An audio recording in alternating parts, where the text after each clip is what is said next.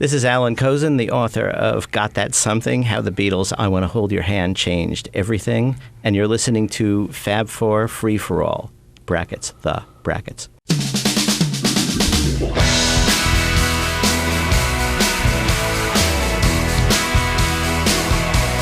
And welcome to another exciting, yes it is exciting, edition of the Fab Four Free for All. I am your moderator for tonight, Mitch Axelrod, and joining me, as they always do, and I'm glad they do, are Rob Leonard and Tony Traguardo.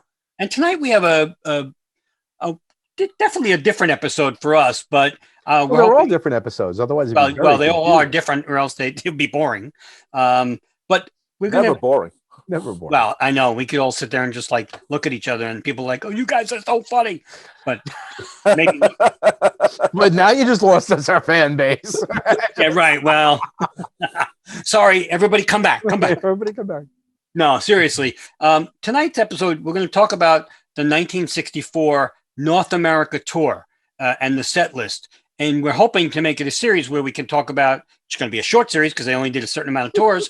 But we can talk about the 65 tour after, in another episode, and the 66 tour, because there's a lot to talk about with each one, especially the 64, especially the 65, because we didn't really get to hear any audio from the UK part of that, which is so intriguing to me.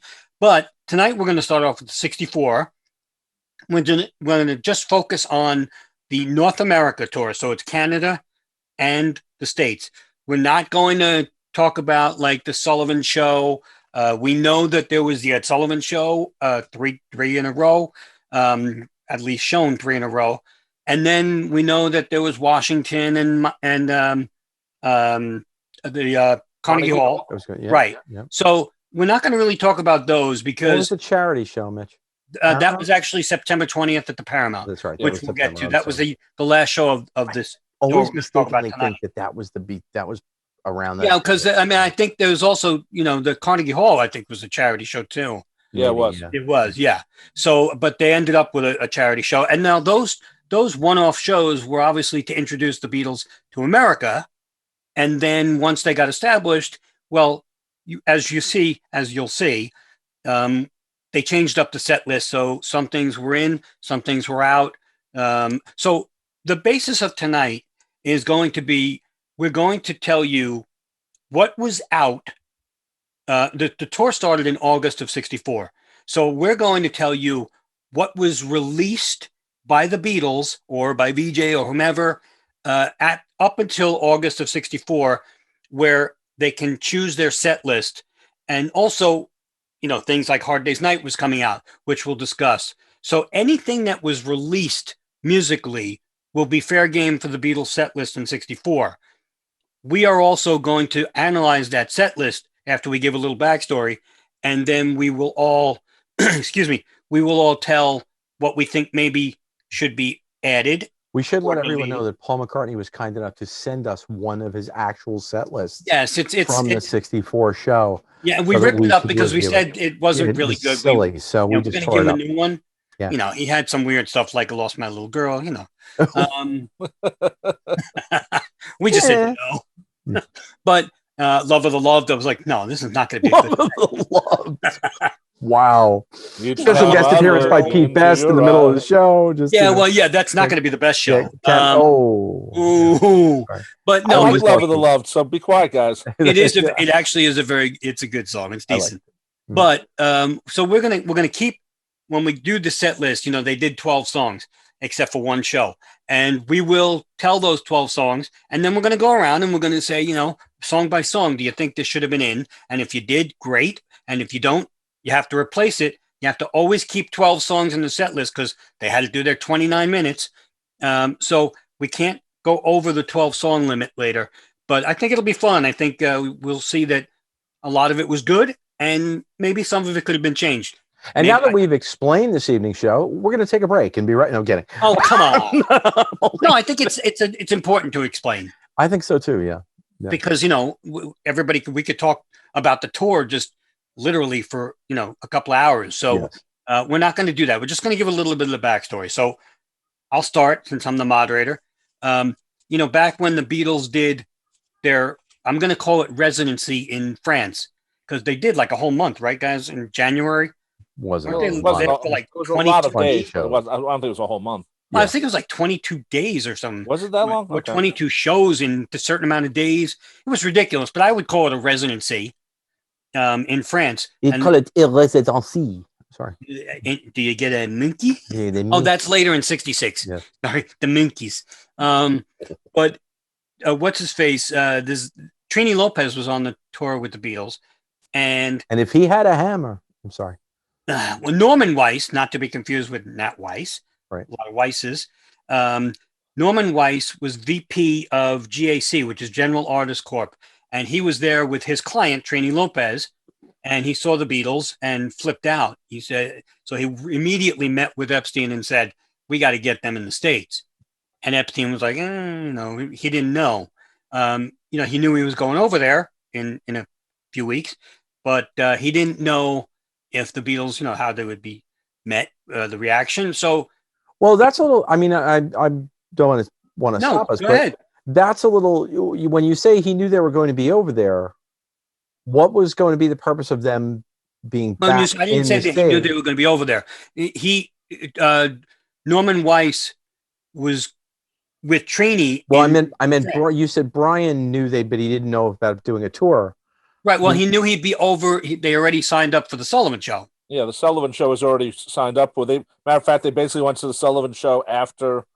Well, oh, right. I'm sorry. Again, I'm losing my chronology. France. So you're saying, so it was in Paris that it was in January. Yeah, in January. When they were doing like the residency, that Norman saw them and said, we got to bring them over for a full tour of United States and Canada, North America. Right. And Brian was like, So, but he ended up, honestly, they met, they put in motion the initial plan, and then they had to, Brian Epstein, we could do a whole show on his business sense, but he ended up just doing a gentleman's handshake agreement, of course, to get them over to the States, because they had a tour prior to August of the UK, I believe, or actually the world. So that's why we're only doing the North American tour, because 64, there was a world tour before they came back here in August. They did from, March on or April on. So timeline wise, and again, folks, we're asking Mitch because we knew you did a lot of pre-prepping with this, but by the time they were talking about negotiating for whether or not they were going to do something here in the States in the fall, yep, were they number one yet here? Did they have the number one record yet here? Not yet. They were talking about that in January in France. Now, it was only so at I don't think it wasn't at the end of the France residency that when they were in the hotel and they found out that they were number one. That's what I thought. So Brian's skepticism was also based on the idea too that the Beatles themselves had talked about not wanting to really tour the States till they had a number one record. Well, coming over to the States. Yeah, but he had already agreed to go on the Ed Sullivan Show, and they didn't know who Ed Sullivan was. But right. they did know that Sullivan was a hit making right machine. Right. Well, yeah. I mean, but that they didn't have where I'm going is that idea of committing to a full tour already. If they didn't have that number one, doing a full tour probably just didn't feel like a comfortable thing to necessarily. Right, they could have bombed on yet. Yeah, they could have bombed, and no one could have seen them. But yeah, you know what? But that's where I guess Norman Weiss was pretty ingenious, because he said, he saw them in France. I mean, even though it was all boys, according to the Beatles and everything, but he saw the hysteria, and he heard it from Trini Lopez, and he knew, that he could really do well with the Beatles. Because, again, he saw what was going on. It was just madness over there. Don't forget, we're very state-centric, but in 63, the Beatles were the biggest damn thing in the UK. So, we take it for granted that, they just came over here in 64 and blew up. Well, they were blown up in the UK for a year prior to, us having them here in North America. So which is why we were sort of, well, we'll get to this, but it's also in a way why the set list was pretty well rounded. There was already a lot of material already out. Yeah, they could have done a lot more. Yeah, absolutely. But which we'll definitely get to. Yeah, we were picking up on a band that already had, a couple of albums and how many singles already out. Right. So And then by the time the tour started, we'll talk about how much stuff was out, whether it was on VJ or whether it was on Tolly, which is all same thing, or Capitol. We'll get to exactly what was out because they were promoting all labels. They didn't care; they were just promoting anything that was out, and that'll be an important factor, I think, when we get to the set list. But and that'll be important because I don't know really whether or not. If it had been up to Capitol, it would have been a different set list. Right. But then again, there's overlap because by the time August comes out, and we'll get to this at the end, but by the time they get here, there's introducing the Beatles is out, but Capitol of Canada had some of that material on as singles too. So it's kind of a weird dynamic. I don't think the Beatles cared as long as they were singing the songs they wanted to sing. Well, but of course, they also had to, promote what was out. Well, one thing also, if you listen to some of the live shows from '64, they always mention it's on our latest Capitol album. They never mentioned our latest VJ album, or this was released by Swan. Well, I think by then, though, Rob, it's a good point, but I think by then the lawsuits were settled and there were no more quote VJ albums. Yeah, no, well, VJ, yeah, I know that, but they really, I think Capitol, someone at Capitol must have said, "Hey guys, we're going to sue, and you guys are going to be on Capitol in a couple of weeks," that type of thing. Probably. But that brings us around to talking about the opening song. But anyway, we'll let you wrap up the intro, and then we'll get. Well, no, there's some more things to talk about. So they needed by the end of March of '64. Now, don't forget, this is 6 months away or 5 months away from the start of the tour. Weiss had presented Brian Epstein with like a possible venue thing. And by March 31st, a letter of agreement was signed to have GAC as the exclusive, this was wild, exclusive agents for personal appearance tour of the act known as the Beatles in the US and Canada. And the tour was supposed to start on or about August 18th and end September 20th. And GAC went to Epstein and said, "We want 10% of the gross." And I can't believe it. But Epstein actually held back and pushed back, and they ended up getting 5%. And by the way, I have to say that all of this info is in Chuck Gunderson's incredible book, Some Fun Tonight. If you want an incredibly researched book on the tours of 64 through 66, please get those books. I know Chuck has them on sale for like $99. Yeah. They were $169. They weigh about 35 pounds for the two of them. Actually, they weigh about 13 pounds, but they're so invaluable, and you'll see great pictures and you'll get documents. It's like the Spicer of touring, And also, we should say the books are now in paperback too. So, oh, there you go. So it's a little heavier, a little lighter rather. Yeah, but they're really such incredible research material and such really good material to look at and fun to look at the pictures because you're going to see stuff you never saw. But anyway, so they got 5%. And they were going to do about 24 to 28 dates.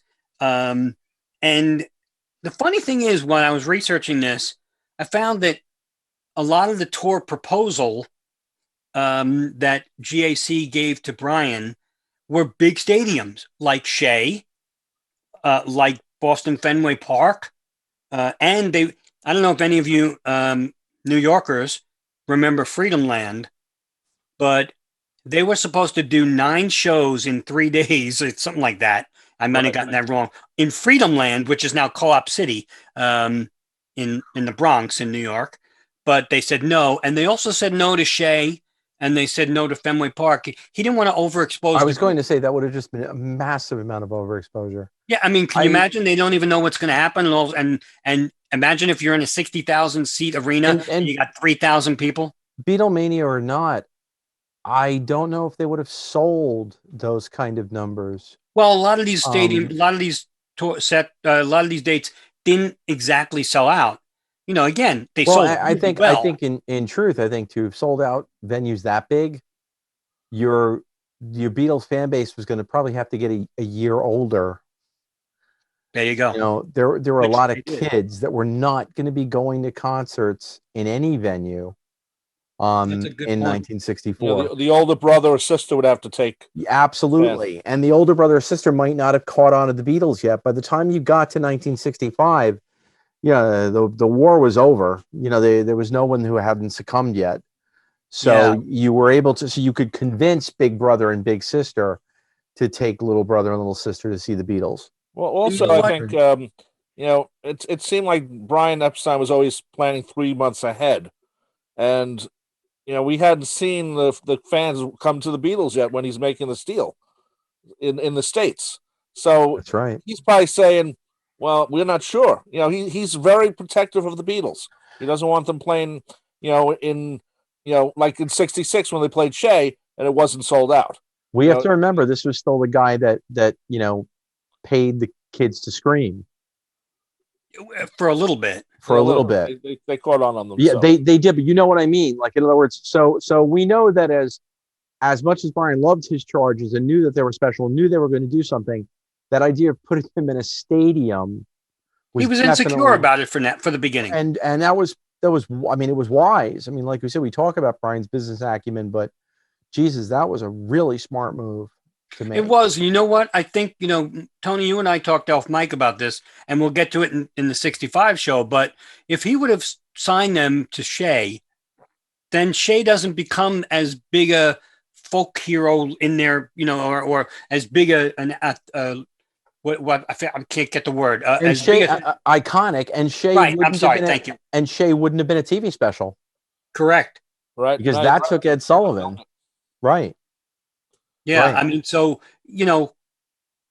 I think he was right in doing what he did. They did go to the Gator Bowl in Jacksonville, which is 60,000, but they only were going to sell 17,000. And that was it. So it wasn't going to be filled anyway. So that was the only big stadium they really played. Well, Municipal Stadium in Kansas City for Charles O. Finley. Yeah, but that was an add-on show. Right, that was an add-on show, but that was a stadium. Originally, yeah. It wasn't originally in the and if you remember, which we'll get to that because that's actually a pretty funny story. It is. That didn't sell out either. No, it didn't. Much to Finley's chagrin, he wanted them to break even, but it didn't sell out, and he paid a lot because it was 20.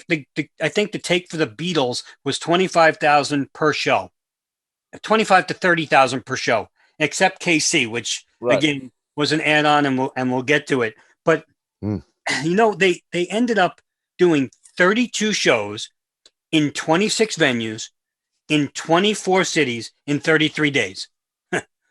That's a lot. It's not like they said, okay, we're going to go to New York and then we're going to go to Atlantic City. They flew all over the country in many places, not realize how big the country is. I think in total, the tour went all over the place. Oh, and it was literally all over the place. I think it said they flew and drove a total of 22,441 miles on the tour. What? That's a lot. And never stopped for gas. That's what was confusing. Well, gas was only 2 pennies then. It didn't matter. You went far on the gas. No, but I mean, as much as we say, there was a lot going on the tour also. I mean, the tour was very obviously successful. Average ticket price. You ready, everybody who's going to try to get tickets to like McCartney the next time he tours, for $800, or if you want to sit in the front row and see his snot, it's like a $1,500 and a limb. Yeah, I think you get a limb in the merch bag. A limb in the merch bag. Yeah. Average ticket price was $4.50. Yeah. The high was $8.50. I mean, the high. Well, that was Kansas City. He charged a little more in Kansas City. It was as low as $195. Well, actually $150 in the Paramount, but that was for charity. Right, $150. But $1.50. Which now doesn't even get you on the subway Paramount. to get to the The low was $1.50. Yeah, for the Paramount show. The low, yeah. That was a charity song. That was $100 ticket. Yeah, but you can get in the back for. Oh, really? Okay, I didn't know that. I knew the $100 part. But I mean, $4.50 even is.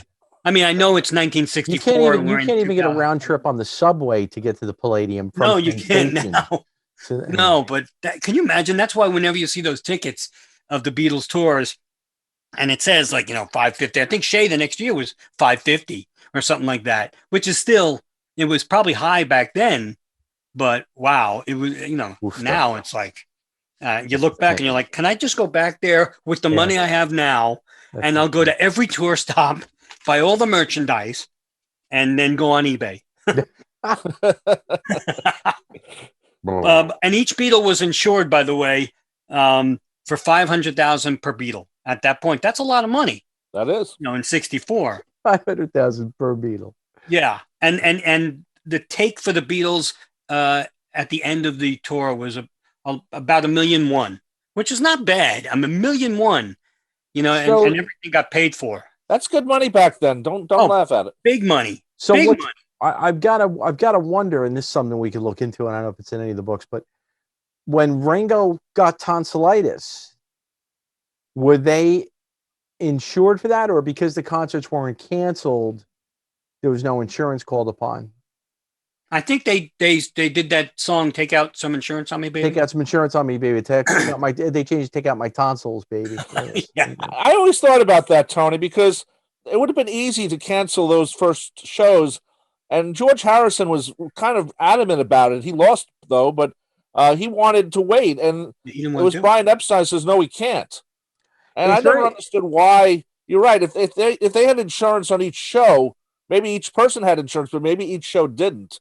Maybe they didn't. Well, maybe they didn't want to disappoint the fans. I don't know, though. I think that's what it is, because I read about situations like people who played the Copa and things like that, and even small tours by artists of that era.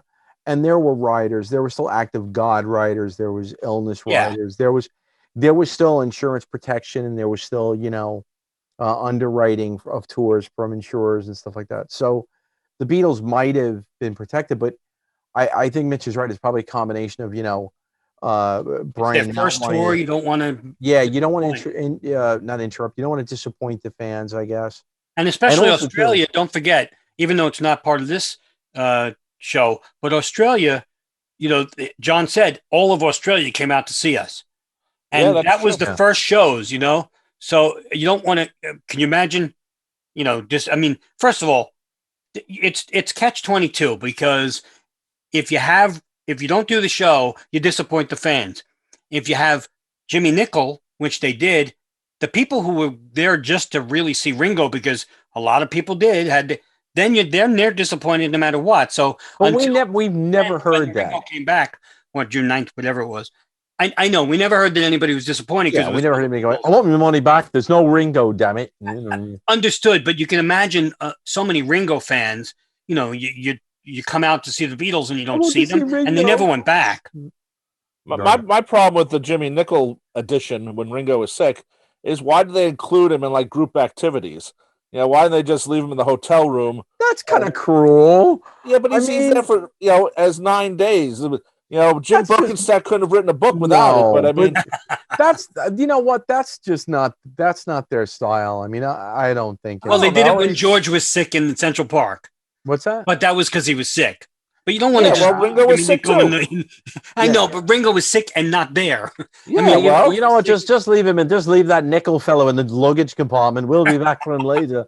In the trunk. Just keep him in the trunk. Then we'll come back for him later. We're gonna go do whatever with the girls. Anyway, so the opening act. By the way, the opening night, Elvis and the Colonel once again. Ever the jealous bastards.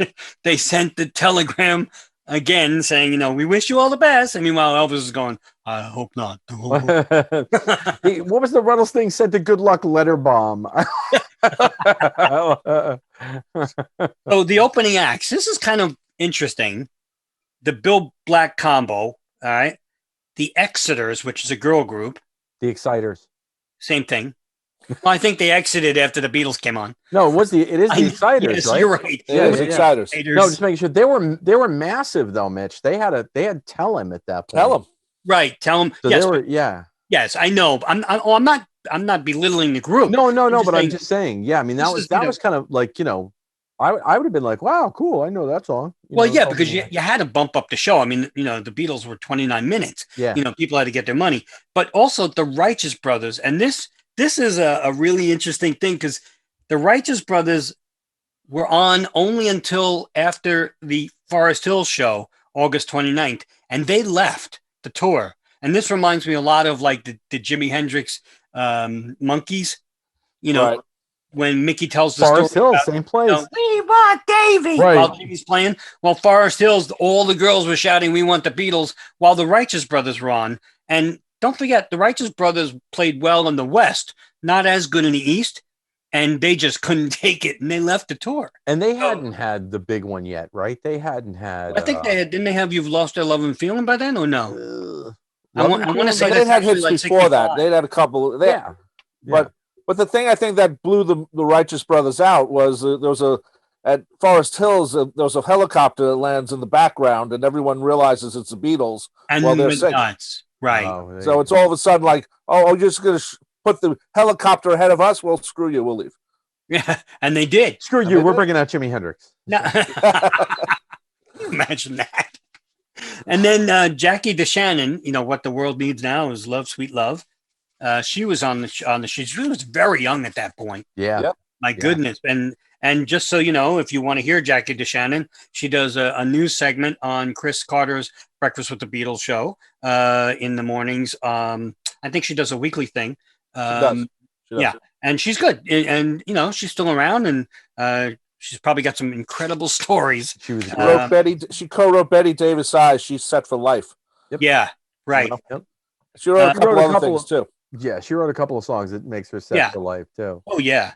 So, She did not write What the World Needs Now, though. No, that was Backrack. Bert and Hal. Hal, yeah, Hal David. Oh, it's so funny. Rob's also on a first name basis with them. I always do that too. Bert and Hal? Bert and Hal wrote that. Like we. Well, like I we just hang saw. with I just them, saw there was a special on. It was a rerun, but it was a American Masters about Hal David. Oh, okay. So that's in my head, and it was. They're talking about Hal. Yeah, I just thought you were going to be because you always think of Burt Backrack. Backrack, you don't really think of Hal David. I mean, That's right. Together, That's but what they I did. do. well, see, I'm a lyricist. when I think of Bert, I think of Ernie. Anyway, sorry, Sesame Street geek here. And then Clarence Frogman Henry. I mean, wow. Yeah. I mean, Clarence Frogman Henry. And there's a great picture of the Beatles and him in the book. And I mean, you know, they were just having a lot of fun. I mean, wow. Probably the biggest audiences all these acts would ever see. Oh, definitely. I mean, they, you know, on their own, maybe if they did like a tour, like a winter party tour, like, you know, Buddy Holly used to do. One thing we should mention, and this is important going, I think, all through the Beatles touring history, is that if you look at that list of opening acts, the one thing that you see is interracial. Absolutely. So that's an interracial bill. And that is exactly the way the Beatles would want it. And there was no messing with that concept. As we saw in 8 Days a Week and the movie. And also, you know, as you've read in Larry Kane's books, you know, he was there on the tours, and, you know, he would ask them, he especially asked them about Jacksonville when he knew it was going to be an issue. Prior in you know, he was in the city before, and he asked them, and they were quite frank about it, you know. And so, you know, it wasn't only the Beatles saying, but that's a really good point though, Tony, because it wasn't only the Beatles saying, you know, we're white, we won't play to segregated audiences. But you know, we're talking about, like you said, there's a multiracial bill. And you know, you couldn't, it wasn't really, you know, the Beatles had to think about that as well, because, you know, they needed to, you know, support. They were not the only ones making money on this tour. Sure. And you need to plan a show.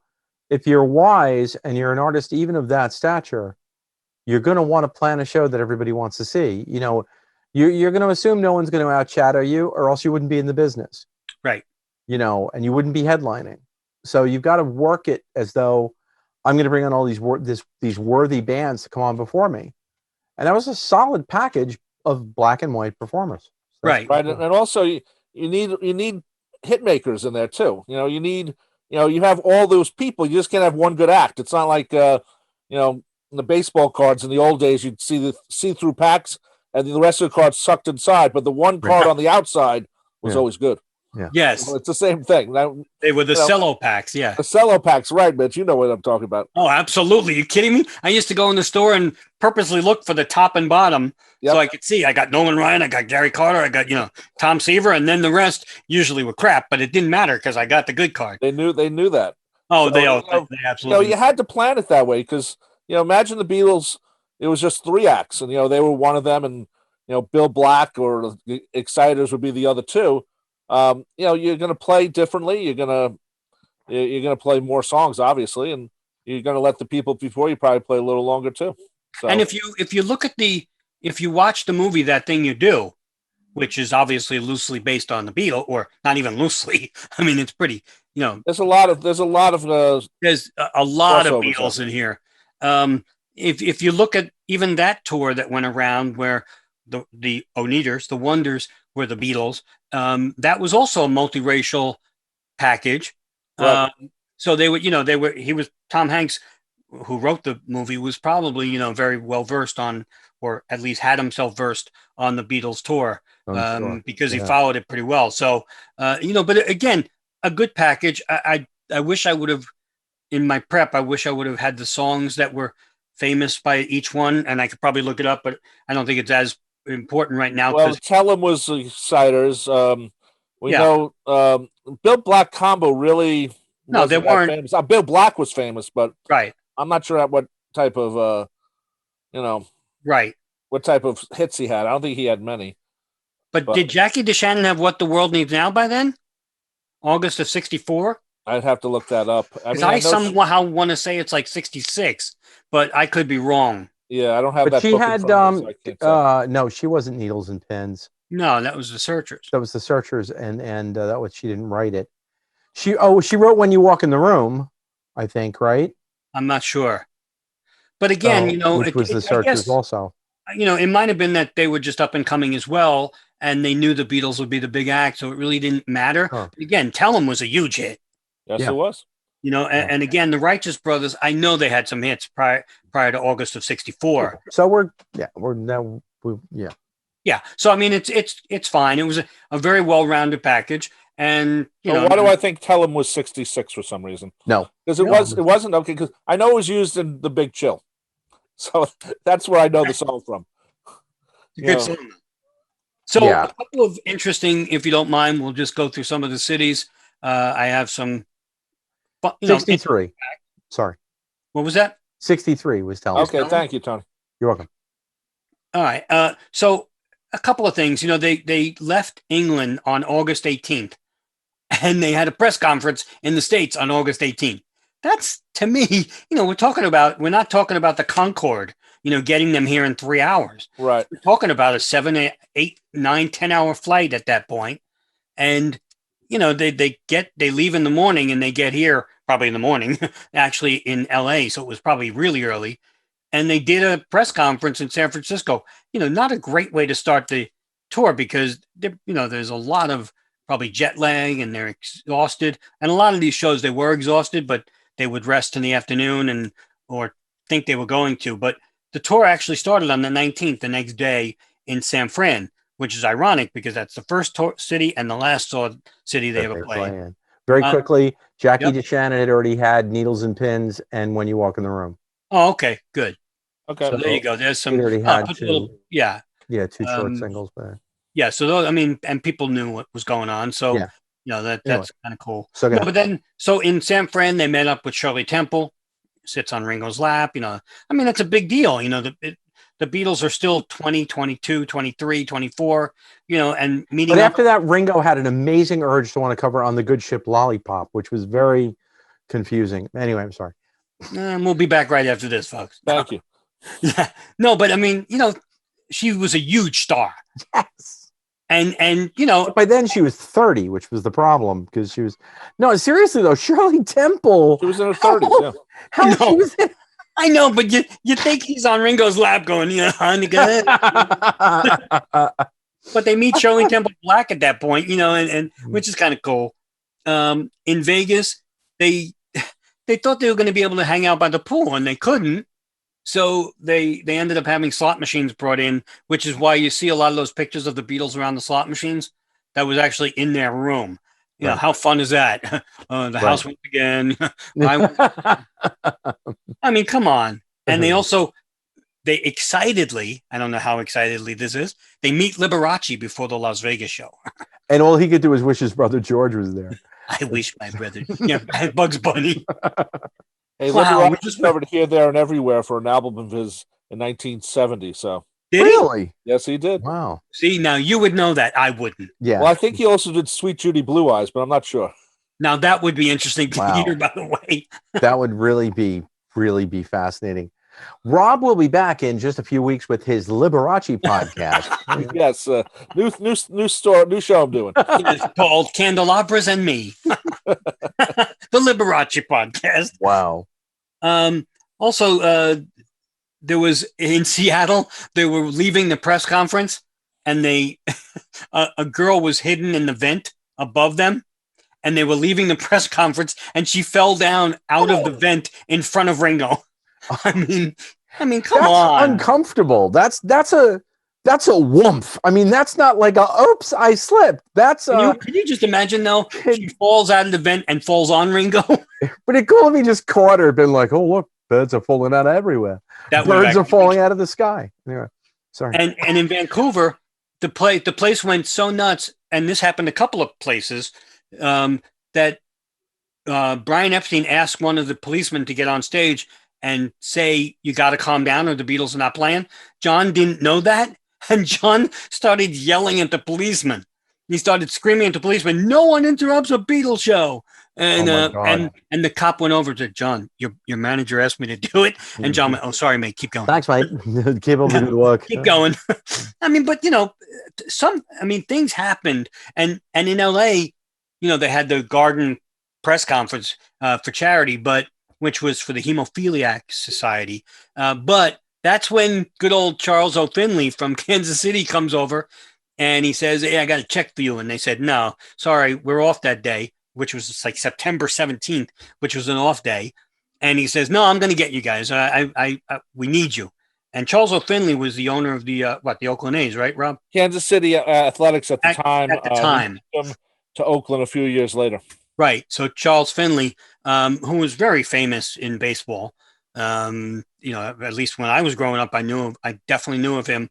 I knew squat about baseball, and I still knew who Charles Finley was. And he really wanted them, and he had a stadium, and they said, nope, we're not doing it. And he ended up bringing big checks, like bigger checks. He would have a $50,000 check, and Brian Epstein would say, nope, sorry. Then he ripped that up in front of Brian and said, here's $100,000 check. And Brian went, nope. And finally, he, don't forget, the Beatles were getting 25 to 30,000 per show. And now Charles Finley pulls out $150,000 check. And Brian Epstein you could give less to Ringo. It's up to you. No, I'm sorry. Sorry. And Brian Epstein said, guys, we got 50,000. He pockets 100. No, he actually he said, I got to ask the guys. It's 150,000. We're talking 5 times more than any other show. And he went to the Beatles and they were playing poker or cards, whatever. And he said to them, guys, it's $150,000, but you have a day off. And John said, jacks are better to get in the game. No, I'm sorry. Ante up, dude. You got 150 grand there. And John looked at him and without missing a beat playing the game, just looked up at Brian and said, we'll do whatever you want us to do. And Brian said, okay. And he took the check.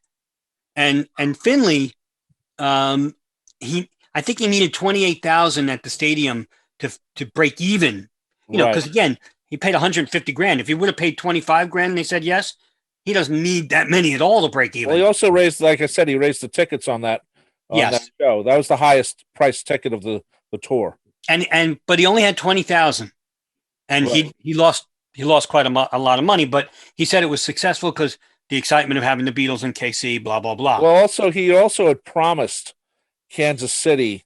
He was very loud person, and he said to Kansas City, I'll make sure the Beatles show up here.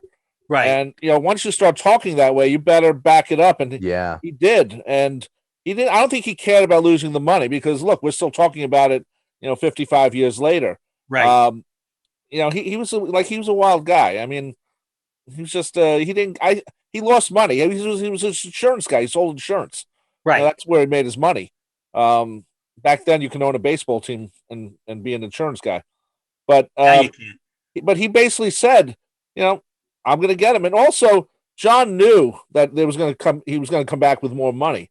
And Right. John was the one basically saying, the other guys was just saying, well, we'll do, what does John say basically? And John said, well, we'll come back. And that's basically what happened. He knew he couldn't get 200, but 150. Not realizing that, for 50,000, he could have found 4 guys off the street, had them trained to play the instruments for 3-4 months, and just put on the Beatle wigs, and nobody would have known the difference. Well, I think that could be true too. Kidding. But the funny thing is, in LA, with the whole Charles Finley story, the Beatles had a little time off. I mean, like during the day and one night, I believe. And the 3 Beatles went to the Whiskey A Go-Go. And you've seen the picture of George throwing the drink on the photographer. Right. Very famous picture. And he ended up getting a lot of it on Mamie Van Doren. But too many jokes. No, I know. And John was cuddling up with Jane Mansfield, even though he was very married and she was on the tour. So it was a little weird. But oddly enough, we always heard about Paul and Peggy Lipton, or speculated. But it said Paul said he was going to stay home at the mansion they were renting, or given whatever, and he was going to entertain Peggy Lipton. So he did, and the others went and didn't get. Peggy was like 18 at the time, so as long as she was 18, yes, she was 18. Paul could entertain her multiple times, I'm sure, and he entertained the heck out of her, I'm sure. Hey, I had a dream and scrambled eggs, Peggy. No, that's next year. Oh my! Maybe that's why Quincy knocked the Beatles a couple of years ago. About you and 2. I had a dream about you and 2 guys going out as like police or something. You were so mod. They were so mod. But so there were a couple of they did a meet and greet, and they were in Denver. It was so hard to breathe. Paul didn't realize it, and they started singing. They said by the time they got to Long Tall Sally, he said he hardly could sing or breathe anymore. And then you get to like the next night, going from high heights to 100 degrees in Cincinnati, and then in New York, we know the famous story about the St. Christopher medal that was pulled off and then found again. Andrew McGowan. Yeah, which is kind of cool. But in New York, the big highlight for the Beatles, obviously, was meeting Dylan, right? Because that started the Beatles on the road to exactly. I Get High. Hey man, didn't you guys sing "I Get High"? Yep. They meet Dylan for the first time, and but they also met Benny Goodman and his daughters. I think they were more. And his daughters were older, so I think Wouldn't it be funny if the story too. They were in the mood. They were in the mood. All right, that's a Benny Goodman joke. Yeah, there we go. God, when did you ever think we? When was the last time there was a Benny Goodman joke? Yeah, really. Wow. Exactly. Thank you. One for me. One for you. Wouldn't it be funny if, like, the whole time the story was wrong, and actually it was Benny Goodman who got them high?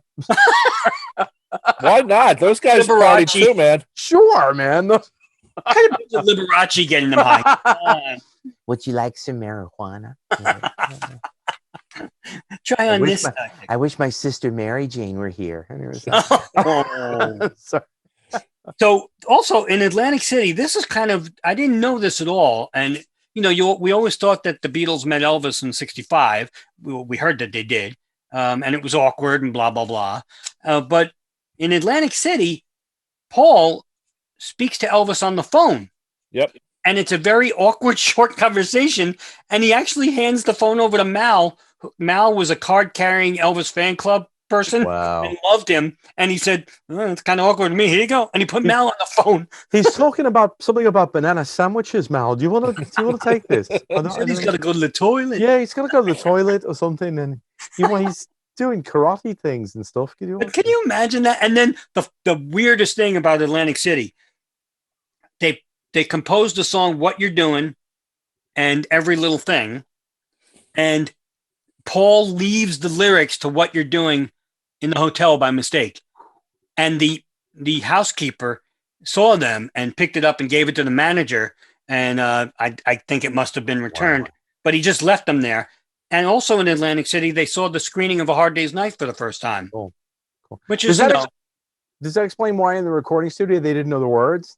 Oh, damn it, you stole my joke. You stole my joke, you son of a bitch.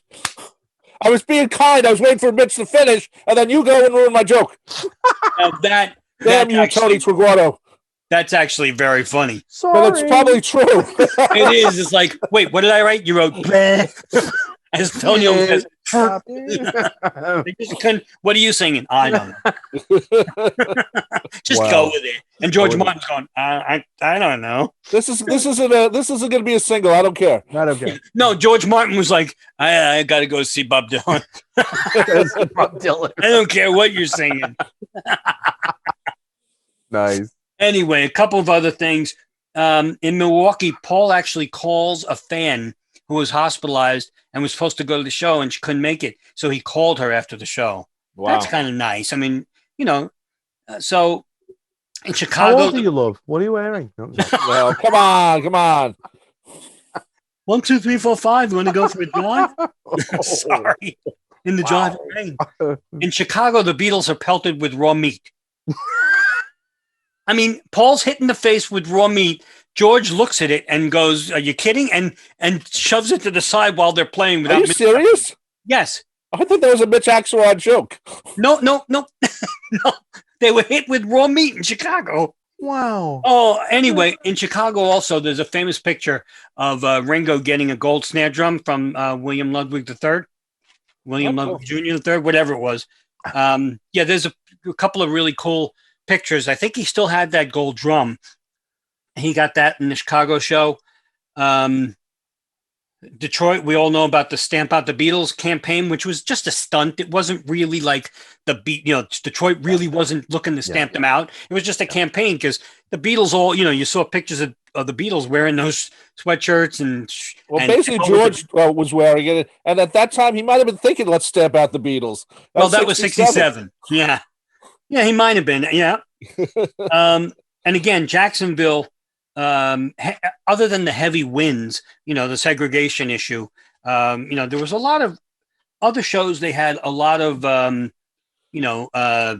threats, and it was crazy. But Cleveland, they had to stop the show. That's the one in 8 Days a Week where you see Derek Taylor getting on the stage. Right. Said, you've got to move back or they're not coming out. Yeah.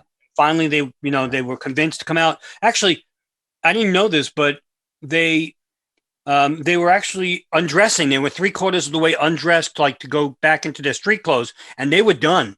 And Derek Taylor pleaded with them, "Please, you can't do this. They're already crazy. I'll get them to stop.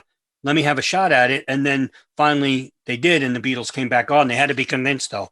That would have been the only show that they really stopped and didn't come back. Yeah, our friend Dave Schwartzman had a nice book, which we interviewed him too. And the Vancouver, was it the Vancouver show? There were a couple of shows that were quite delayed. One of the Canadian shows, whether it was Vancouver, Toronto, was delayed because of crowd situations as well. Yeah, there was Montreal had a big anti-British, what do you call it? Protest. Yeah, and then just so there were threats for Ringo, and it was crazy. I mean, again, they had to have it at every show, but a lot of times they didn't know. In New Orleans, they meet Fats Domino, which was a big thrill on Blueberry Hill. But they met him and they had a great time. And Fats, they said, "What do you think of the Beatles?" Well, they talk funny. Yeah. So it was kind of fun, but there's a great picture in the book too.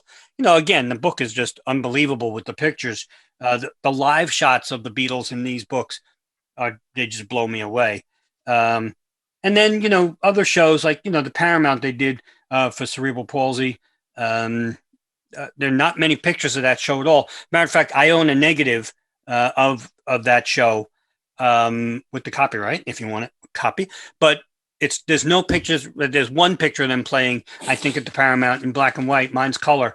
But it's a weird setup on stage, so it looks almost like an school auditorium. but it's the Paramount, which is now, I believe, the Hard Rock Cafe in New York City. Yeah, it is. It's it was the Paramount, the famous Paramount. That's where Sinatra played in the 40s. Right. The Beatles played there, and it closed a couple of years later. It became an office building for a while, and now it's a Hard Rock Cafe. There is some footage too on YouTube. It's very short of them playing, and I don't even think there's any audio on it, but there is footage of them. I've always been amazed, and something I brought up a couple of weeks ago on my show. Capitol, besides being based in LA, was based in New York. And I never understood why they never recorded the Forest Hill shows, the Paramount shows. Shea Stadium, they could have recorded as a separate thing besides the movie. And in 66, they never did that. I never understood why they didn't do that. Just because it's their hometown. At that time, Capitol was had a much bigger presence in New York than it does now. That's just something I always thought of. Why didn't they do that? Because I can understand not doing Cincinnati because you have to bring a mobile unit around, or all these other places, but places where they had. Yeah, but they didn't do Carnegie Hall, and that's Carnegie Hall was different. The American Federation of Musicians said no, you can't do it. But after that, you think they said, oh, every time the Beatles come to New York, we should record them. They knew in advance when they were going to come. So. But who knows? We weren't there for the decision. And the press conference, by the way, we didn't mention, but each one of these had a press conference, and the press conferences were just, sometimes they were fun, sometimes they were just annoying, to the Beatles. I mean, you could read in the book lot of the quotes. You could find most of the audio of those press conferences available online. Yeah, that's true. Yeah, dozens and dozens of laser light CDs, and I mean, the press conferences are everywhere. Really, yeah. Want to hear and quite honestly, some of them are really good, and some of them are just typical. So, anyway, Jordan Records in Seattle put out a whole bunch of press conference stuff. So, if you can look for that, I don't know if they're still in print, but which one? I have them. They're very good for what they are. What company? Jordan, JERDEN. Yeah.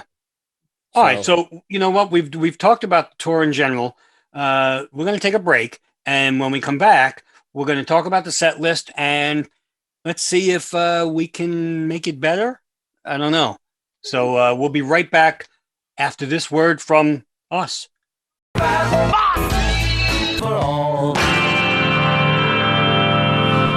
Hi, folks. This is Tony from Fab 4 Free For All. As Mitch has mentioned several times, the cast of Fab 4 Free For All do not profit in any way doing these shows for all of you. In fact, we actually lose money because of studio time and other production expenses. Now, we have looked into show sponsors, but for a number of reasons, we've decided it would be in the best interest of all of us, including you, our listeners, not to have sponsored ads in our shows. So, what we've done is set up a Patreon account. Patreon is a crowdfunding platform that allows artists to obtain funding from patrons on a recurring basis. Now, it can be as little or as much as you think you can send to us for the work that we put into providing quality Fab 4 Free-for-All shows. Now, we know that we have thousands of worldwide listeners, and if each of you just contributed $1 a month, that's just 25 cents per episode, we would have enough to retire and not have to do these shows. Sorry. Seriously, though, we've gotten some great feedback from everyone about how much these shows mean to you, and we feel the same way. But it would be nice if we could break even in terms of costs so that we can continue to bring these shows to you in a timely fashion. Yeah, I know, we can be delayed every once in a while, but that's because, as John Lennon so beautifully said, life is what happens to you while you're busy making other plans. But we do vow to make every effort to have a quality show to you every week.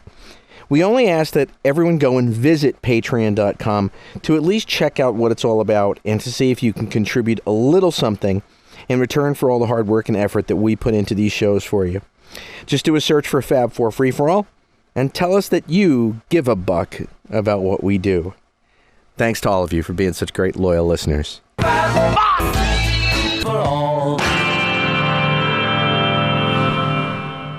And we are back on the Fab 4 Free-for-All, talking about the North American tour from 1964. As promised, we are going to talk about the song set list and go through it and see. I don't like it. Well, there's only 12 songs, so, That's why he doesn't like it. He wants it to be 2.5 hours like McCartney does. There you go. And at that point, the Beatles would be like, "Want to just suggest something? Can we do like tell them and shit?" Nothing shaking but the leaves on the trees. No, anyway. Yeah, exactly. You guys remember, like, in spite of all the danger. No. So Reminiscing, right? that Little River Band. Anyway, so they did 12 songs, and they did the same 12 songs except for 2 shows in Kansas City. The incredibly weird circumstances of Kansas City, they actually dropped Twist and Shout, which we'll get to, and they opened with Kansas City, which is interesting. The only time it be weird if they opened with Memphis. Where are we? And then the only time they ever did 13 songs was actually in Vegas. They at the beginning of the tour, the second day, they at the very end, after Long Tall Sally, they played Till There Was You. An interesting choice to end the show with, Request? But like an encore. I don't know. Anyway, what if they did Viva Las Vegas? No, I'm kidding. He didn't even do that yet. Oh, did he? Oh, you man, he did. Yeah. I don't know. No, I think that was actually 64, maybe. Probably. Viva Las Vegas. So the set list was, and take notes, people, like Winky Dink and you. Twist and Shout. On the screen. Yeah, I wrote on the screen. Twist and Shout, You Can't Do That, All My Loving, She Loves You, Things We Said Today, Roll Over Beethoven, Can't Buy Me Love, If I Fell, I Want to Hold Your Hand, Boys, A Hard Day's Night, and Long Tall Sally. 12 songs, 29 minutes. So what we're going to do is we're going to talk about these and say, did they get it right? Or how could we change it? We got to stick to 12 songs. So the stuff that was out at the time, which to be considered was don't forget, this is now North American tour. So it's Canada too. So they had Beatlemania with the Beatles, which is basically Meet the Beatles and others. Introducing the Beatles, Meet the Beatles. Just the Beatles saying, "Hi, George, this is George. Ringo. Now you're doing the paperback writer Mark Shipper thing. I know. Meet the Beatles with Tony Sheridan, I guess. We're not really going to count that one. No. Twist and Shout from Capitol in Canada. The Beatles' second album and Long Tall Sally, which Long Tall Sally was the Capitol Canada version of second album with a bunch of other songs. A Hard Day's Night, American version, but they weren't going to do the instrumentals. And Something New. Now, Something New, you know, the movie Hard Day's Night came out in August of 64 when the tour was started. So anything in that album and anything from that movie is fair game to be considered. But a couple of things, you know, Something New had a lot of what was, you know, A Hard Day's Night as well, overlap. So it's tough. Was it everything, Mitch? I can't remember. Was it the whole kit and caboodle on? I think it was. Well, everything. No, I don't think it was. Well, A Hard Day's Night had I Should Have Known Better. Right, but Something New. Right. You're absolutely right. Yeah, and then again, you know, singles at the time. I'm not counting My Bonnie, but whether it was on VJ, Swan, whatever, they still promoted. So singles were Please Please Me, From Me to You, She Loves You, I Want to Hold Your Hand. You could already see the pattern. They had some of these. Twist and Shout. Again in Canada, and you don't have to go on because there were that whole patch. There was that whole April. They had the five. Can't Buy Me Love. Twist and Shout was on Tolly. So right. But Twist and Shout was also a Capitol of Canada. That's right. Do You Want to Know a Secret? Which is also Canada's sake. Roll Over Beethoven. Also on Capitol. Right. Roll Over Beethoven was in Capitol. Love Me Do, and then they had A Hard Day's Night, I'll Cry Instead, and I Love Her, and Matchbox Slow Down. So that was it. I mean, and very briefly, Leave My Kitten Alone, which only came out in Detroit. No, I'm kidding. So it's tough because I was going through this. I was so excited to do this, and I still am. But, you know, I realized after looking at the set list and seeing what was really out and thinking, okay, for me, I wrote down possible additions. And then I went to place them in where it would be, and it wasn't as easy as I thought. Yep. It really wasn't. So why don't we just start with Twist and Shout? It was a single, even though it was on Tolly and Capitol of Canada. I have a feeling if it wasn't on Capitol of Canada, they may not have done it. But because they didn't care. They were just promoting whatever because we still making money, whatever label. We do have to remember, though, too, Mitch, it is an abbreviated Twist and Shout. Yes, they did an abbreviated Twist and Shout, but it's still Twist and Shout. Yeah, but it's only a minute and a half. Right. It's not the full song. Right. But well, you know, it's a tough again, song to do every night. It is, but it's a weird up. we do have to remember the idea that it's their own songs. They might not have had the mercy to want to cut down to a shot out of the cannon opener. And that's something to definitely consider. Whereas Twist and Shout, they've got the option to do it as a minute and a half. Boom, it's in. You get the ahs twice. Right. And then you're into the Beatles show. Right. No, that's true. Now, again, we can't consider what they did in Sullivan and stuff, and the other shows. But is there a song that you could think of that they could have done as an opener instead of that? Other than I Saw Her Standing There. Why other than I Saw Her Standing There? Well, because I have that other. Like I have it maybe other places, but I thought Twist and Shout was good, but I don't think I couldn't think of any other song. I would say I would say you got three possibilities. I Saw Her Standing There, definitely. Yep. As an opener. If you have to substitute a John song for a John song, you're talking about just opening with the chord. Bang! It's been I mean, my God. But they do that. Forget about that. If they do that in the show. That's the second right, but I'm song saying you're talking about other songs that could be openers in the Beatles, Yes, but I was thinking more of take that one out and don't take any of the others that are there. Well, see, I'm talking about the idea is you move one of the other ones. Yeah. Right, and then slotting something else instead of Hard Day's Night. Right, exactly. And even, like I say, Long Tall Sally would have been a kick-ass opener, too. Yes. And it's another cover. And you could shorten, they've done abbreviated Long Tall Sallies. Yes, they have. So you could. Interesting. That's an interesting point. But so and it would probably work great because we're going to have some fun tonight. Ooh. Right. At the end, they say we're going to have some fun tonight. No, you had some fun. Oh, wow. Now we're going to have some fun. Look, you already had it, and now you're ending with it. Philosophical and stuff. Yeah, that's a really. One of my girlfriends used to say philosophical. Did you get a stomachic every once in a while? Sorry. He was easy. No. And she's one of our listeners. No, she's not. No, she's not. Thank God. But I think, is there any other song like Rob? Is there anything you? The only thing I could think of is, you go back to February 9th, the first song they did on Sullivan, which was All My Loving.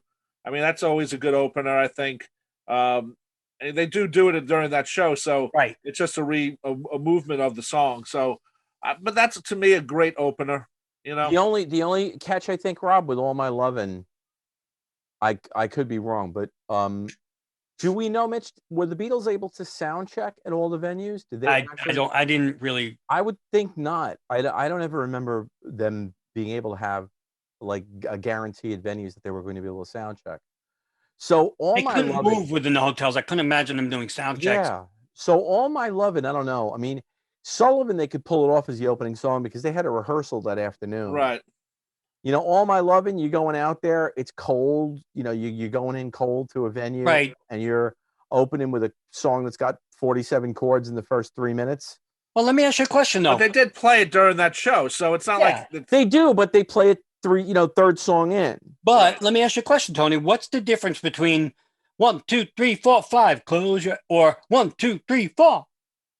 What's the difference? No, it's been a Hard Day's Night is a little more. No, I mean, I saw her standing there.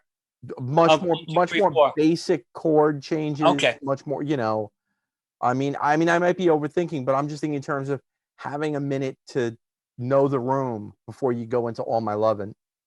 So let's just say that Twist and Shout's a decent opener, okay?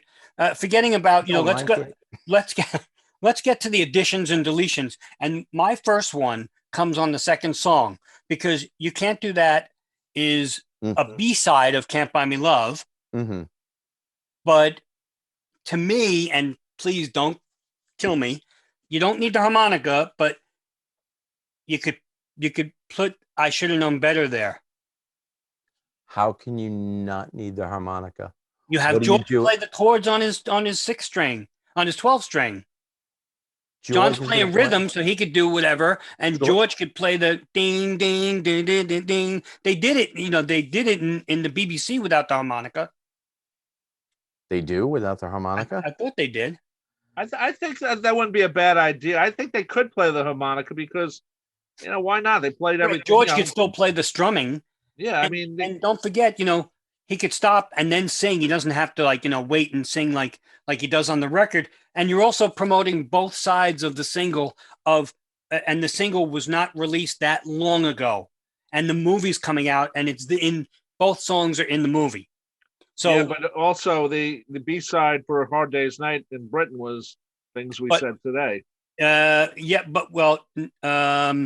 Was it Things We Said Today? Oh, right, yeah. Yeah, but so that's why they played it on that tour. But this is not Britain. This is here. But do you think that you can't do that? I mean, with that, I mean, yeah,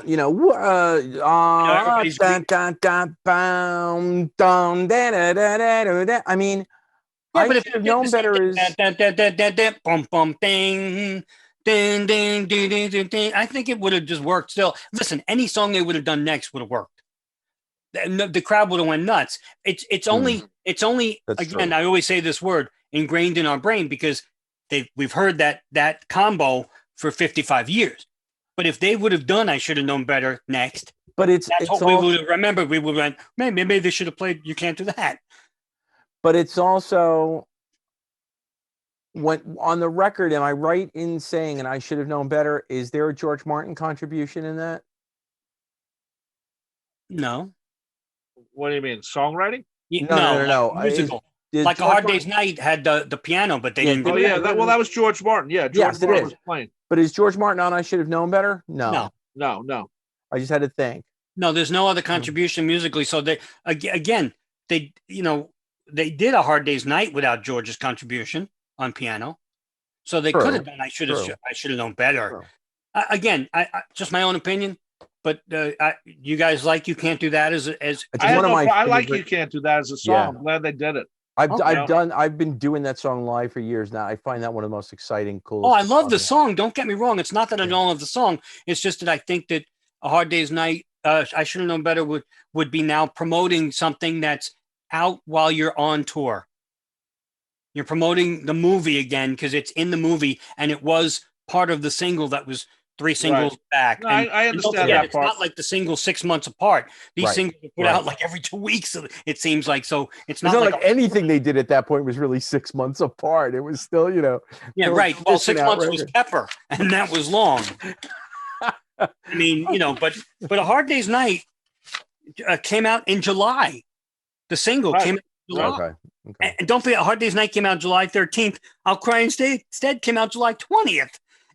And I Love Her came out July 20th. So they were releasing them same days, 2 singles in the same day. So they could have easily done that. But I get it. I like You Can't Do That. Do we all agree that All My Lovin' is perfect where it is? Or not even where it is, in the set list? Yes, definitely. Even though it's considered an old song. Well, the next one's the old one. I think it fits perfectly. With all the screaming, you want rocking songs. And that's a point I'm going to bring up. It's a great point. I agree with you. So what about you're hearkening back to at this point, you're also then hearkening back to the Ed Sullivan, which was such a victory lap for them. Well, that's that's where. So what about She Loves You? It's She Loves You. I mean, I agree. It's good in the set. Do we agree it's good in the set? Yeah. Yeah. You know what I love about She Loves You? How John introduces it. This is a song. Some of you older people might remember it. It's from last year. It's called She Loves You. I love that line. It is. Meanwhile, they do I Want to Be Your Man in '66, and that's even older. Yeah. Right. So I have no problem with that. And we wouldn't have had John's intro. So I love the intro on that. And it's still exciting as hell with that drum beat, no matter what. Oh yeah. And here again, counted in 1, 2. What about that as an opener? Oh, that's a good point too. Yeah, why did none of us think of that? Geez, imagine that they come out right away. The Beatles, 1, 2, boom. Wow, that would have been good. Yeah, there you go. All right, so perfect. Now, for me, the next song, Things We Said Today, I like the song, but I think what Tony just said, where they harken back to the victory lap, and to what Rob said about rocking songs, I still think you could have put Please Please Me there. I think you're right, but I think by that point, They're It was tired old. of the it. Beatles thought it was too old. They're tired. Or you could put "I Saw Her Standing There." Yeah, you could put that there. Yeah, Yeah. that was still. But a big song. the only thing I do looking at the set list, Yep. and knowing, I mean, you know, putting together set lists for shows for all the years when we did sets. Yep.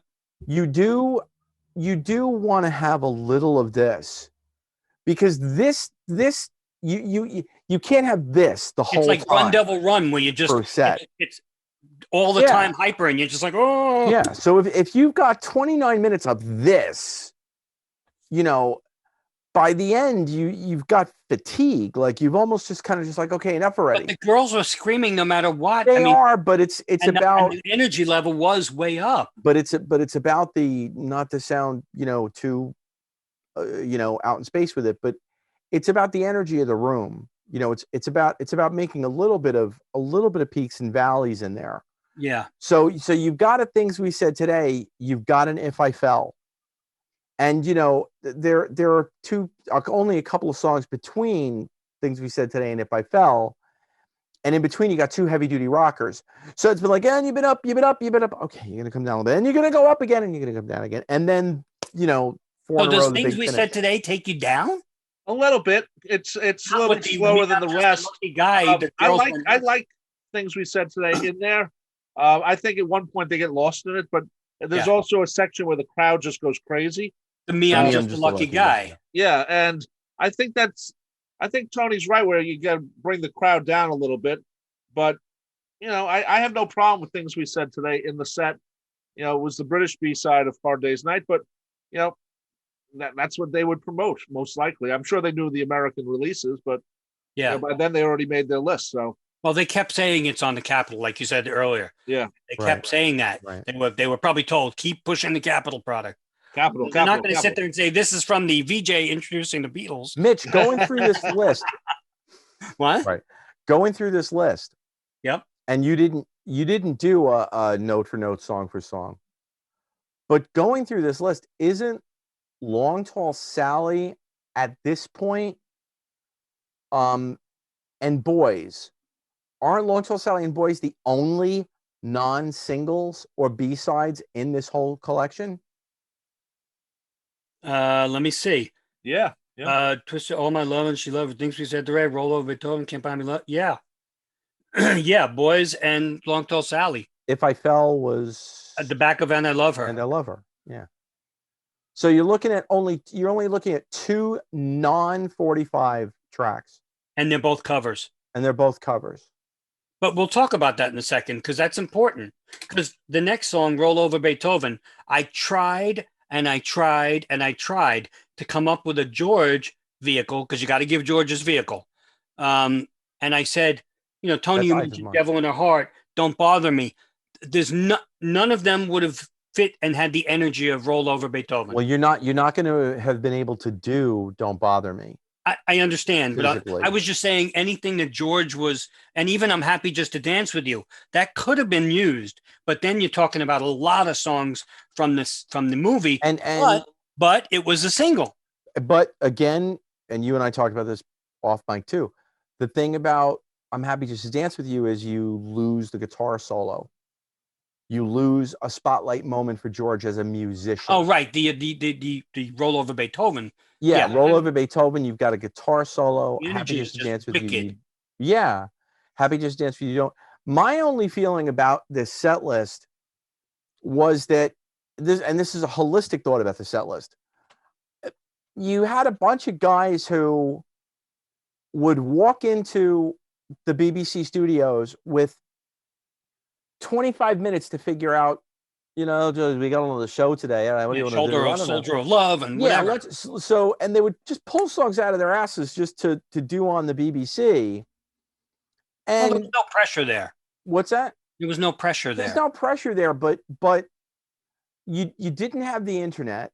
You didn't have the idea that when they walk up the stage in New York, I don't know, maybe you did. Was I going to call my friend in Philadelphia who was going to the show 3 nights later and say, let me read you the set list? Like, I don't know. I don't think the Screaming Girls many people did that. Right. I don't think the Screaming Girls were that organized. So if you had a situation where there was a wild card in the set, and George could do, what's the Carl Perkins tune that everybody's trying to be my baby. Yeah, no, that wasn't out yet by the. Well, yeah, it was. It was on. That was the end of the year. Right. Yeah. Right. You're right. It was. Yeah, that was the end of the year on 65 for sale. Well, for sale rather. Yeah. Right. Sorry. But George had been doing it. You know what I mean? So he'd been doing it on the Beeb, I think. So you throw in, George's wild card there. You throw in George wants to do Glad All Over. I don't know, just anything ridiculous. I think Beethoven was like the height of frenzy for everybody. It starts off with that incredible solo. It has the solo in the middle where he gets to show that he's the lead guitarist in this group, which many people didn't see yet. He's probably, you're probably right in the sense that from a musical standpoint. Also, they had to know, they probably didn't have enough time to learn 12 new songs. So they went to songs they already played a couple of times, or like Roll Over Beethoven, they played hundreds of times if you go back, the history of it. But there are so many songs, though, Rob, that they'd played, hundreds of times between Tavern and BBC. And, I'm just thinking, I wish there had been an opportunity for, what can we do tonight? Or can we deviate from, like, where's the point in the set list where if we want to deviate, we can? Should that have been the next one? Should that have been If I Fell? I don't know. But Roll Over Beethoven, that gives George the guitar solo. And you are right, though, Rob, or whoever said that's the frenzy point. You're right. Yeah, it is. That's really the flash point. And again, we keep forgetting, we take for granted the Beatles were huge here. They were in terms of records, but not live. So, I don't think many people got this. There were no videos back then. So, other than Sullivan and whatever they saw on the closed circuit, from the Washington show, which they showed in March in the theaters, you didn't know who's playing what and everything. I mean, you read the magazines, but now you get a chance to, in concert, see George Harrison, lead guitarist for the Beatles, kick his ass. And by the way, what opened the Washington concert? Roll Over Beethoven. Roll Over Beethoven. Correct. So a good choice there. The next song is, I don't see how you can do anything with it. It's perfect. Yeah. Can't Buy Me Love. I mean, it's a single. Yeah. It's Paul going crazy. They love Paul. And it's the Beatles raving up again, too. I mean, we're talking about two, Roll Over Beethoven into Can't Buy Me Love is really, that's a high point. I agree. Yeah. There's nothing wrong with that. That was a hit single. That was a huge single. So, and if you could buy the picture sleeve, send them to me. So then, Tony, you were saying maybe the point where you diversify is If I Fell. And that's, for me, that is the part where I say, you know what? I know you said you have to bring people down, to give them a little bit of breathing, but the girls weren't going to breathe no matter what. They weren't. Is this the swoon song though, Mitch? No, I mean maybe it is, but they're not for Frank Sinatra's. They're not. That's just not who they were. If it was Elvis and he was doing Jailhouse Rock and Hound Dog and Love Me Tender, right? He solo. We're talking about a song where John and Paul had to be on the same mic doing harmony. You couldn't hear each other. They ended up doing it very well, but you couldn't hear each other. The Indianapolis or Philadelphia show, they was laughing the whole way through. But for me, and again, you may think I'm nuts here, but it was released. It wasn't a single, but I think it would have been a nice, not high energy, but higher than If I Fell. I think they could have easily done any time at all. I was thinking about that when you said it before, and I just don't think they could have pulled it off live. Really? Honestly, I don't think they could have pulled it off live. Well, that also has piano on it too. So. Yeah, I mean, you could listen again. Hard Day's Night Middle has, the solo has piano. Yeah, but the guitar solo, everyone thinks is a guitar. That's different. Well, it is. Anytime at all is that harmonium type thing. Then okay. I just thought it could be easily, 1, 2, 3, anytime. I think it could have been a nice high energy song. And also too, it's Something New was out. That was the last album out in August. So, and it's on there. So yeah, but it's too close to the tour date. They probably would have decided before that, which I assume they did, but maybe they didn't. I can see any time at all. Recorded it much earlier. I can't see it playing, on that tour. That's the problem. Okay. See, like I tossed out the idea even of When I Get Home, Mitch, and Yeah. See that I don't think. No, I love the song. Me too, but they couldn't have pulled it off. It's Ringo's got to do too much in When I Get Home. He's got to diversify too much. Okay, tell me why would have been a good choice. That's what I was just going to say. Rob, tell me why. Rob, tell me why could have been easier.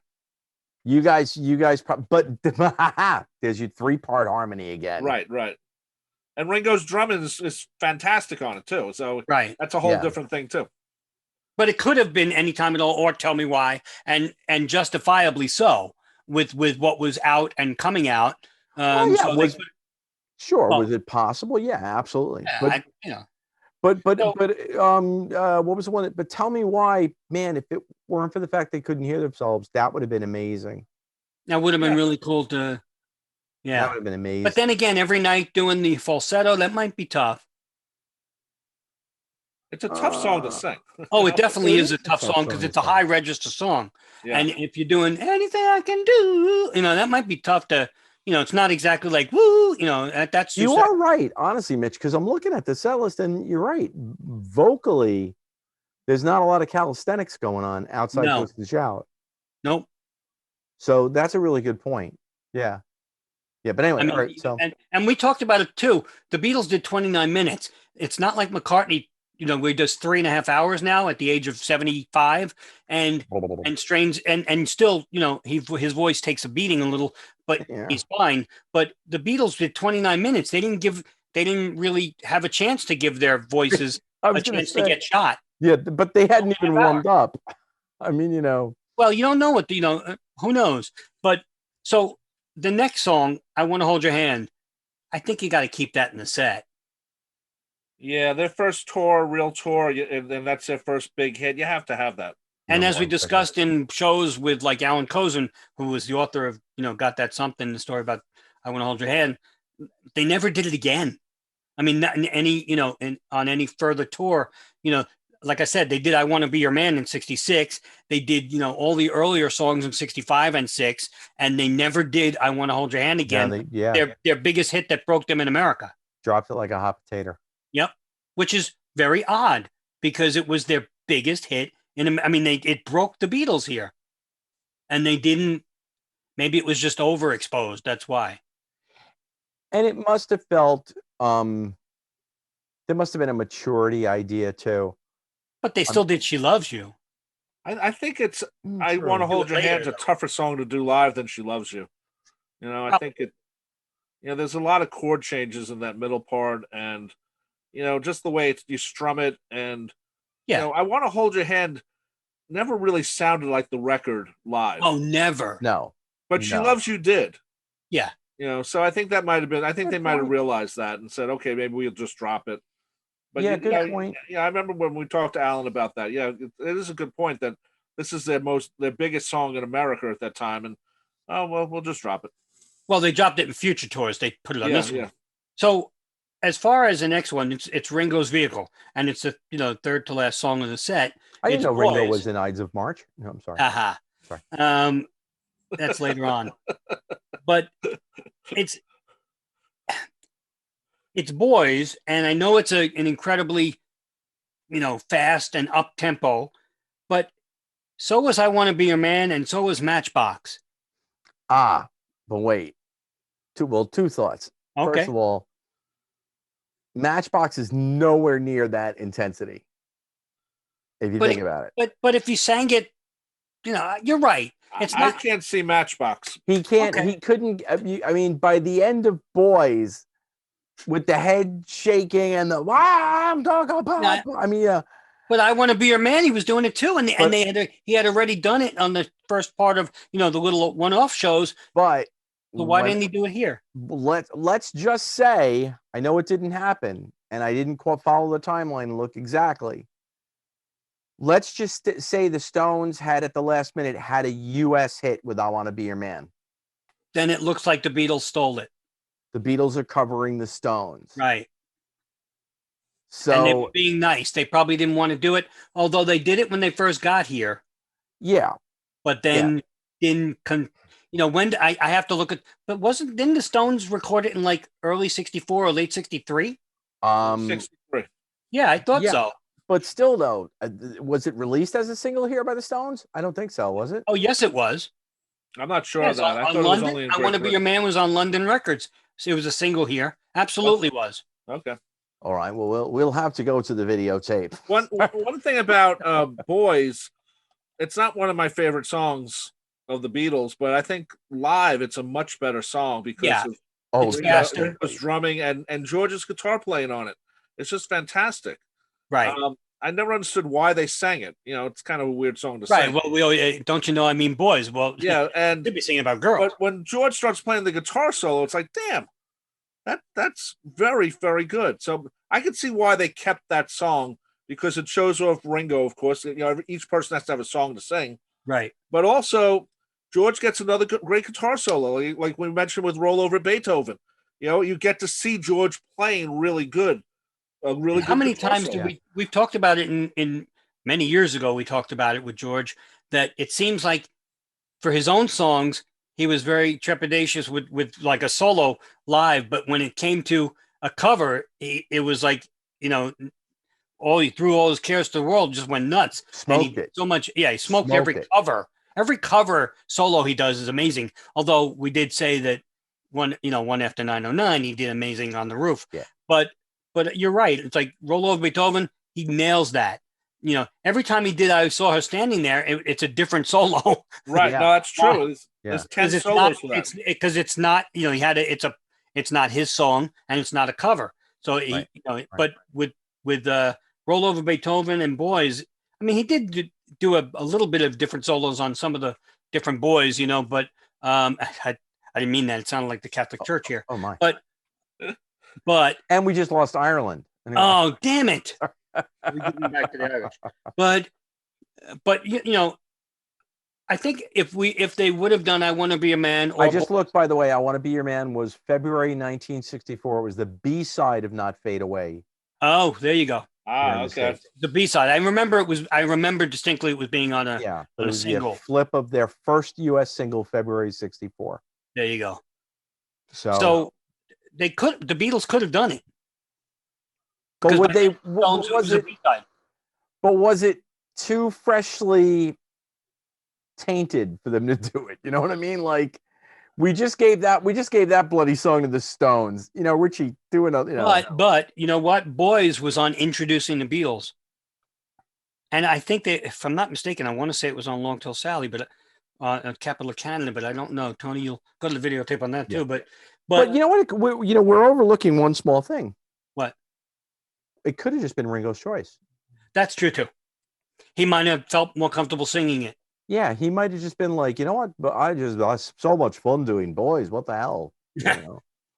But then again, in the '65 American tour, they started out doing "I Want to Be Your Man," and then they went to "Act Naturally."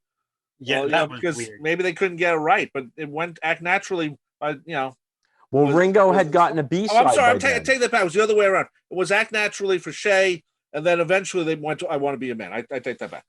So right. But again, like Tony just said, on that case, Ringo had the B-side of a huge hit.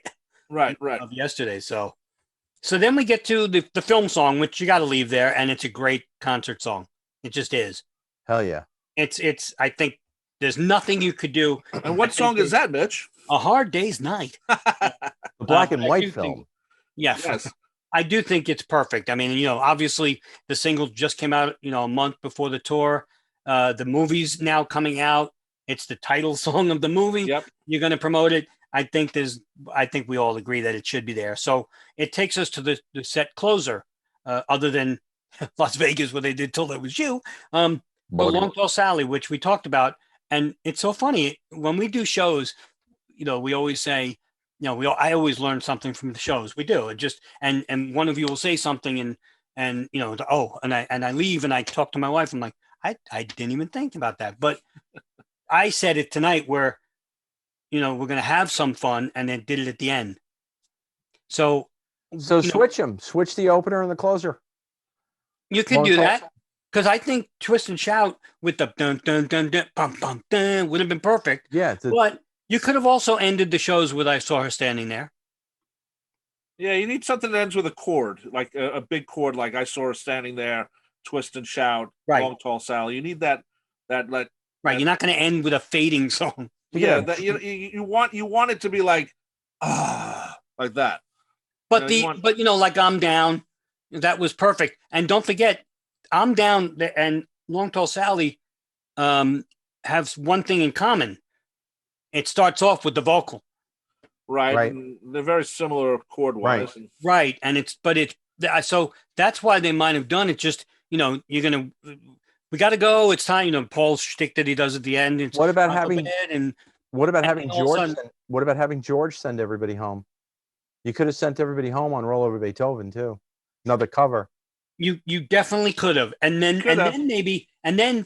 if that's the case, then Tony, then you take "Long Tall Sally" out, and maybe instead of "Roll Over Beethoven," you put "Saw Her Standing There" in that part in the middle, and then end with "Roll Over Beethoven." I would have voted that you take "Twist and Shout" out, you put "Long Tall Sally" as the opener, "Roll Over Beethoven" at the end, and "Saw Her Standing There" where "Roll Over Beethoven." And you just leave "Twist and Shout" out. Tony, look at the record of Beatles at the Hollywood Bowl. What's the end of side one? What? "Roll Over Beethoven." Then the crowd fades out. So that to me is that could have been an ending because it was the end of side one. Very good ending actually. So that's a good point.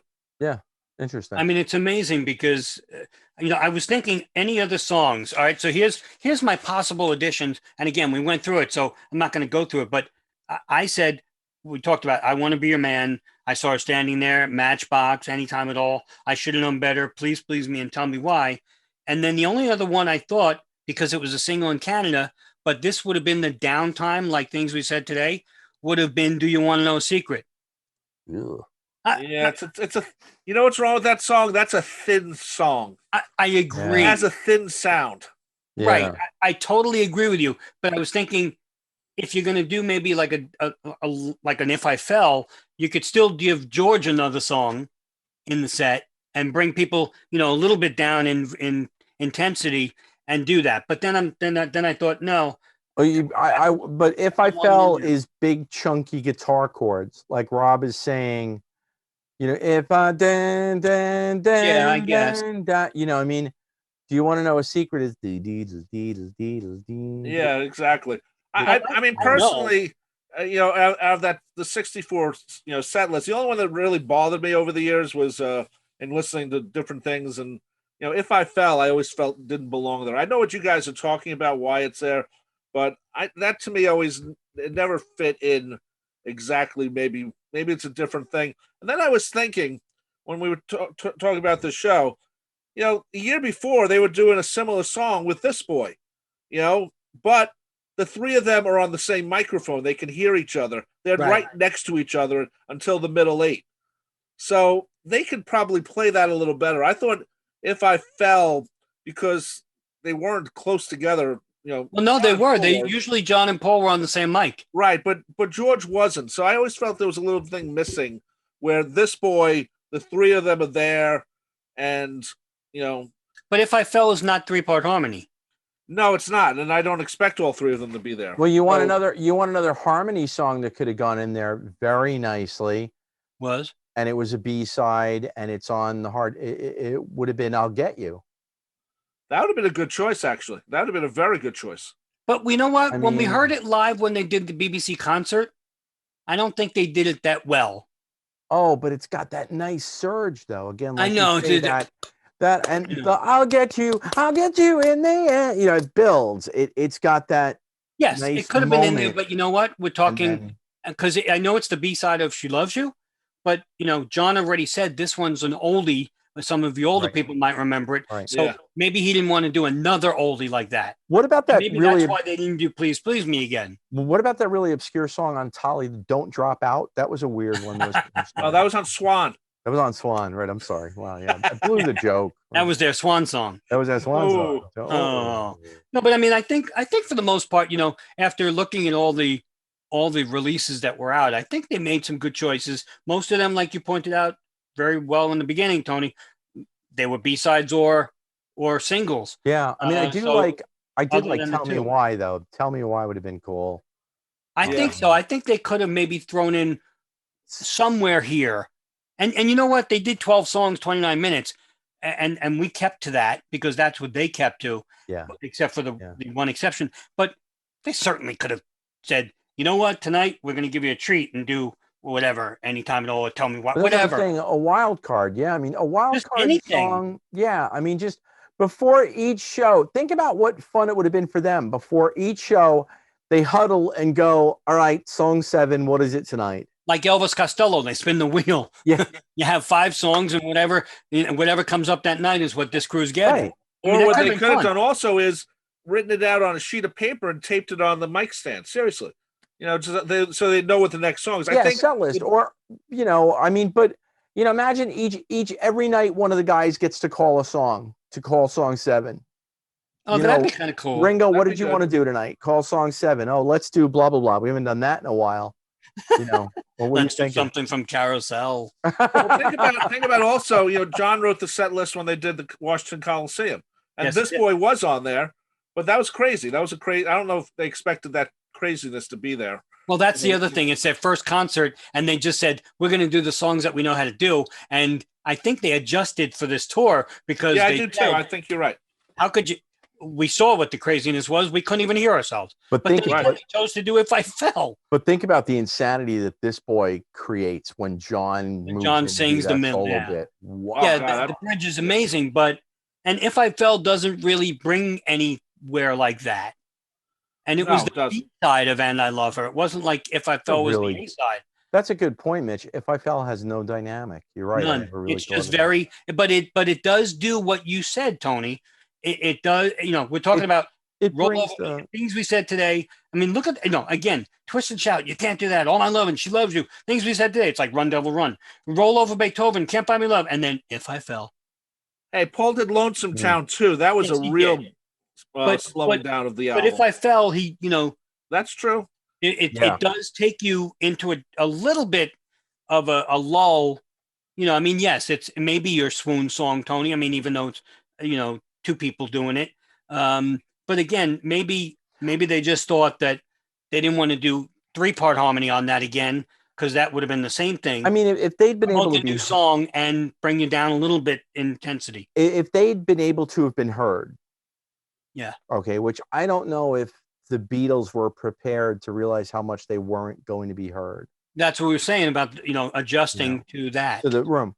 So if you think about it, If I Fell, if I give my heart to you, I must be, that's the moment that every girl in the room is supposed to go, oh, But they're not, they can't hear them.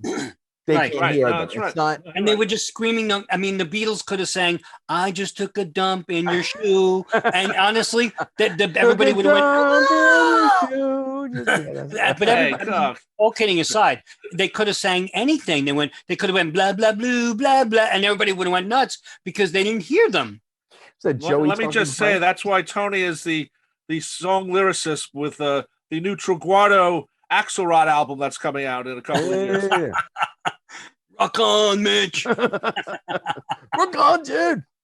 So I think that the set list was pretty good. I mean, when we get to the 65, that'll be definitely different because, especially, like the Paris shows and stuff, that'll be fun because that show had some interesting choices too, Like for instance, they did I'm a Loser. That's tough to do when you're playing for 50,000 people. They didn't do it in everything. They did it in like the UK part, but they took, so I think when we get to those years of tours, it'll be a weird dynamic because now that we've already set the precedent with this one, now when we get to the other two, it's like, especially 66. Wow. Yeah. It's strange how, you wish you could have been there when they were picking the songs and say, hey, what about this song? Well, that's why we always say, even now with McCartney, we do that. Yeah, well, right. How come? Right. I mean, obviously you can't do it now, but we still sit there and say, Paul, one of your biggest songs ever is "Oh Darling." You could have done it, in 89 or 91, whatever. I was going to say, can't do it now. No, you can't do it now. But he could have certainly done it up to like 2005. He definitely could have. So, but again, he chose other stuff. And oddly enough, in 2005, he chose I'll Get You. So right. No, you're right. He did choose that song. But then again, the crowd dynamic is different. And Please Please Me also. Yep, he did. Until There Was You. So you think they could have done Strawberry Fields then in '64 because Paul did that? No, I'm kidding. No, but what I'm saying, it's funny though. Paul could do that now because it's not like 50,000 screaming people no matter where he is. Yes, they scream at the beginning and then everybody shuts up and listens to Paul sing. Right. That's a different dynamic. No, it's a good point. Good point. Acoustic set, like you could you imagine the Beatles doing Blackbird if it was 64? I mean, I know they didn't write it then, but something like that in 64 with the crowd going nuts. Well, look at the fact that, not to be funny, but they needed to electrify yesterday. Correct. Right. They did. It's a big hit. They had to do it. Yeah. But honestly, they didn't do it here with the big stadiums. Right. They didn't. Right. So it's a weird dynamic, and we'll get to that too. But again, highly recommended Chuck Gunderson's 2-volume set. Some Fun Tonight. It's actually called The Backstage Story of How the Beatles Rocked America, the Historic Tours of 64 to 66. And it's just incredible. Go look it up right now. Chuck, we get a cut, right? No, but I on that note, I know this has been a long show, but we hope you had a lot of fun. I know in the beginning we should have said you can have some fun tonight, but I was saying it at the end, just like the Beatles did. We are. We said exactly. So there you go. We just contradicted everything we said in the whole show. Just erase the show. No, we hope you had a lot of fun because I know we did, didn't we? So for Fab Four Free For All, I have been your moderator, Mitch Axelrod, for this show on the 64 North America tour, and joining me were Rob Leonard and Tony Traguardo. And we will see you real soon. See you real soon. Bye-bye. Fab 4 Free For All was edited and produced by Tony Traguardo at Word of Mouth Studios in Westbury, New York. The opening and closing theme is My Dolly by the band The Badge, featuring longtime listener Jeff Slate, available on its debut album Digital Retro and recent Best Of compilation, as well as from the Fab 4 Free For All website. Thanks for listening to Fab 4 Free For All.